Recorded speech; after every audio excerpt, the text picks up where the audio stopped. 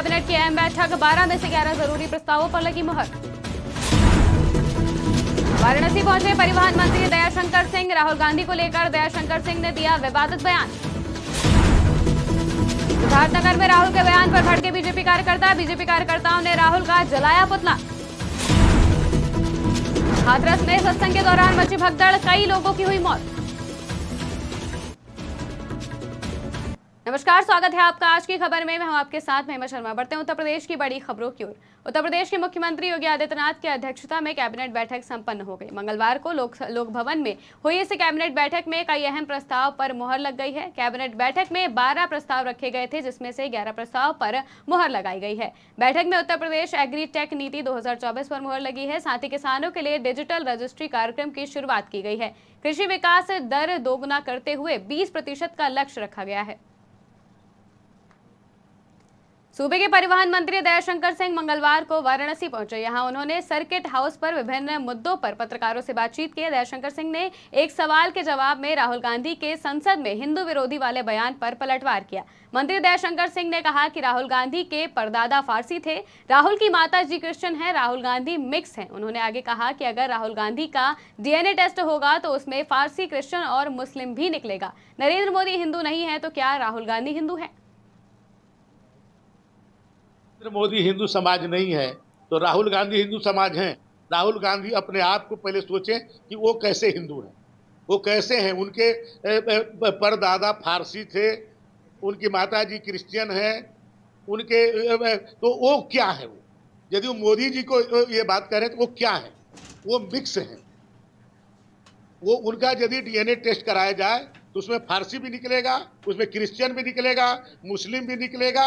पहले अपने आप को देखें कि वो क्या। नरेंद्र मोदी हिंदू समाज नहीं है तो राहुल गांधी हिंदू समाज हैं।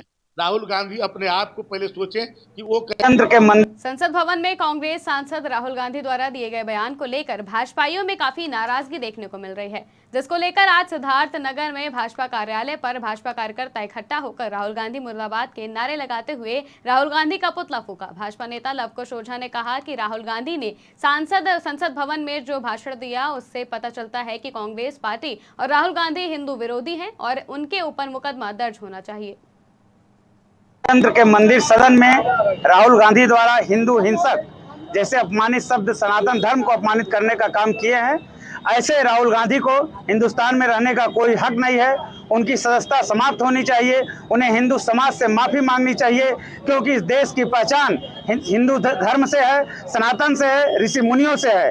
जब जब कांग्रेस की सरकारें आई हैं तो संतों के ऊपर एटीएस लगाना, हिंदू विरोधी कार्यों में लिप्त होना, यह कार्य हमेशा करते रहे हैं। चाहे कांग्रेस हो या समाजवादी पार्टी के अखिलेश यादव जी हो कि अयोध्या का राजा किसी दूसरे को श्री राम को छोड़ करके दूसरे को मनाने का काम कर रहे हैं। ऐसे मानसिकता के लोगों को इस देश में हम सब नहीं रहने दिया जाएगा। केंद्र के मंदिर सदन में हाथरस में मंगलवार शाम सत्संग में हुए एक बड़े हादसे में कई लोगों के मारे जाने की खबर सामने आई है। ये सत्संग नारायण साकार विश्व हरि भोले बाबा का बताया जा रहा है। इस सत्संग में हजारों की तादाद में लोग जुटे थे। वहीं अचानक सत्संग में भगदड़ मच गई, चारों ओर चीख पुकार मचने लगी। यह हादसा उत्तर प्रदेश के हाथरस जिले के सिकंदराराव क्षेत्र में आयोजित सत्संग में हुआ था। साथ ही हाथरस कांड में प्रशासन बड़े एक्शन की तैयारी कर रहा है। आयोजक मंडल समेत स्थानीय प्रशासन पर एक्शन की तैयारी है। वहीं मुख्यमंत्री कार्यालय से पूरे घटनाक्रम की रिपोर्ट तलब की गई है।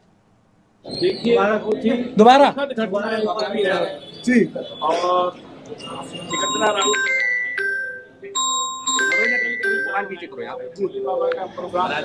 और ये जो सूचना प्राप्त हुई है उसमें भगदड़ से मनोज थोड़ा सा नीचे करूंगा। डेथ हुई है। हमारे यहाँ एका हॉस्पिटल में 27 डेड बॉडी आ गई है, जिसमें 23 महिलाएं हैं जी, 3 बच्चे हैं और 1 पुलिस की डेड बॉडी है जी। और कुछ लोग घायल भी आए हैं सर। घायल अभी नहीं आए हैं और हमारे पास में तो जो बॉडी आई 27 है, 25 फीमेल है, 2 मेल है। हादसा बताते हैं कि सिकंदराव के बगल में कोई वो चल रहा था, महोत्सव या कुछ सत्संग चल रहा था, उसमें हादसा हुआ है। अब कैसे हुआ है ये तो मेरा जानकारी नहीं है। तहसील सिकंदराव गाँव कुकलगढ़ी में एक आयोजन भोले बाबा का समागम हो रहा था, जिसमें समागम अंत हो रहा था।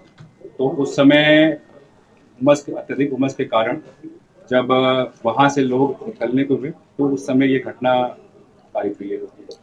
सर लगभग कितने लोगों की मरने की इसमें पुष्टि हुई है? देखिए, अभी इसमें जिला प्रशासन अपनी तरफ से पूरी इसमें कार्रवाई कर रहा है, जिसमें कि सभी घायलों को अस्पताल और जितने भी अन्य लोग हैं उनको वहां से निकाल के अस्पताल भेजा जा रहा है।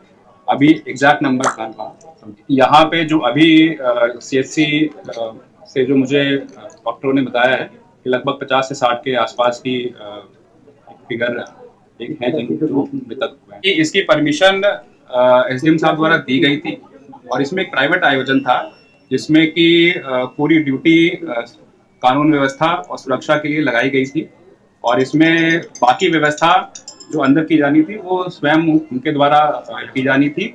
और इस संबंध में उच्च अधिकारी द्वारा एक उच्च स्तर पर एक जांच कमेटी भी गठित की गई है। एग्जैक्ट ये जांच में सब निकल आएगा। एग्जैक्ट अभी ये इस स्थिति में लगभग बता सकूं, अभी हमारा फोकस, जिला प्रशासन का फोकस ये है कि जितने भी घायल हैं और मृतक हैं उनको जो भी शासकीय सहायता है और जो उनको इलाज उपलब्ध कराना है वो तुरंत बहराइच में बारिश ने नगर पालिका परिषद के सभी दावों की पोल खोल कर रख दी है। बीते मंगलवार सुबह कुछ देर बारिश हुई और जैसे ही बारिश थमी पूरे शहर के कई मोहल्लों में बाढ़ की स्थिति बन गई।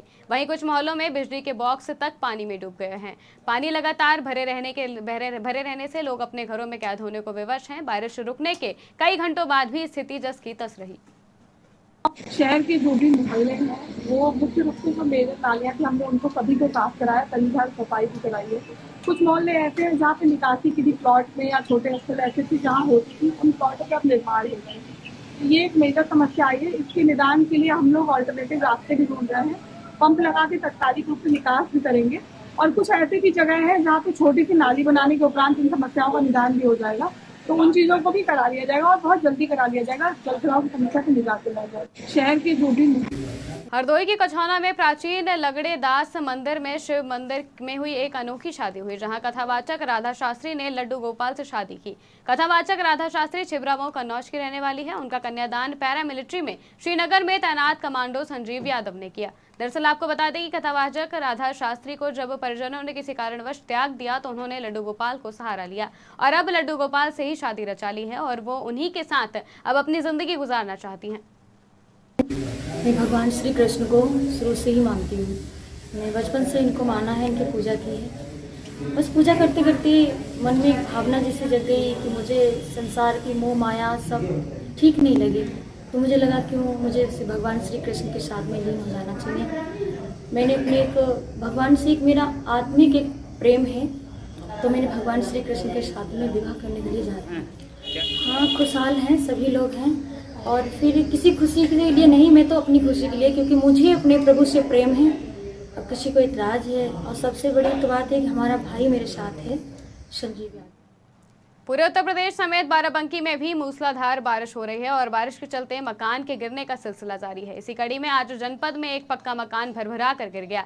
गनीमत की बात यह रही कि उस समय घर के अधिकतर लोग घर से बाहर थे और अचानक मकान गिरने से पिता और पुत्र ने भागकर अपनी जान बचाई। मकान गिरने से घर में मौजूद एक गाय घायल हो गई और घर गृहस्थी का सारा सामान और घर में मौजूद अन्य चीज मकान गिरने से नष्ट हो गई। फिलहाल मकान गिरने की सूचना पुलिस और राजस्व विभाग के अधिकारियों को दी गई है और जांच की टीम मौके पर पहुंची है। महोबा जिले के खरेला थाना क्षेत्र के पास एक दर्दनाक हादसा हुआ, जहां पे एक ट्रॉली असंतुलित होकर पलट गई। इस दुर्घटना में 27 श्रद्धालु घायल हो गए और 2 लोगों की मौत हो गई है। बता दें कि श्रद्धालु हनुमान मंदिर में दर्शन करने जा रहे थे। वहीं घटना की सूचना मिलते ही पुलिस टीम और एम्बुलेंस मौके पर पहुंची और घायलों को झांसी और महोबा के अस्पतालों में भर्ती कराया गया। ये सभी लोग सैदपुर गाँव राट से हैं और यहाँ पर हनुमान जी के मंदिर। आज दिनांक 2 जुलाई 2024 को सुबह करीब 10:30 बजे सूचना प्राप्त हुई कि हमीरपुर से आए हुए कुछ श्रद्धालु जो कि काकून चरखारी दर्शन हेतु आए थे, खरेला में जब वे आए तो उनकी ट्रैक्टर ट्रॉली पलट गई, जिसमें बैठे लगभग 30 श्रद्धालु घायल हो गए हैं।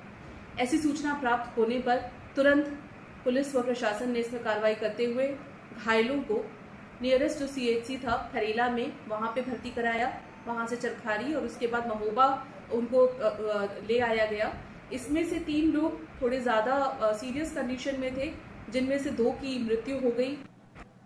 शिवालिक पहाड़ियों पर कई दिन से हो रही मूसलाधार बारिश जारी है। वहीं अब पहाड़ियों पर लगातार हो रही वर्षा के बाद मंगलवार को शांगभरी कोल में अचानक पानी आ गया। सभी श्रद्धालुओं को बाबा भूरादेव मंदिर पर ही रोक लिया गया। शांगभरी मंदिर के व्यवस्थापक आदित्य प्रताप सिंह राणा ने श्रद्धालुओं से अपील की है कि मां शांगभरी के दर्शनों को मौसम देखकर ही घर से निकलें। उन्होंने कहा कि प्रशासन से मिलकर बरसात के मौसम में मां शांगभरी देवी के दर्शनों को आने वाले श्रद्धालुओं को कोई परेशानी न हो, इसकी व्यवस्था कर ली गई है।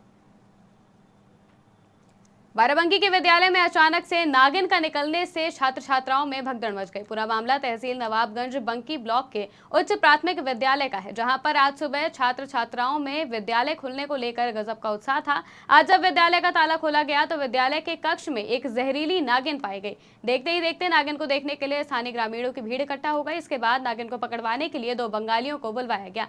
तब जाकर काफी मशक्कत के बाद बंगालियों ने जहरीली नागिन को पकड़ लिया। वहीं इस नागिन को पकड़कर दूर जाकर जंगल में छोड़ दिया गया। वाराणसी से एक हैरान करने वाला मामला सामने आया है, जहां किन्नरों ने नग्न होकर रोहनिया थाने पर प्रदर्शन किया और प्रयागराज हाईवे को जाम कर दिया। बता दें कि किन्नरों ने पुलिस पर कार्रवाई न करने का आरोप लगाया है। मिली जानकारी के अनुसार ग्रामीणों से नेक को लेकर विवाद हुआ था, जिसके बाद यह हंगामा शुरू हुआ, जो कि करीब 30 मिनट तक चलता रहा।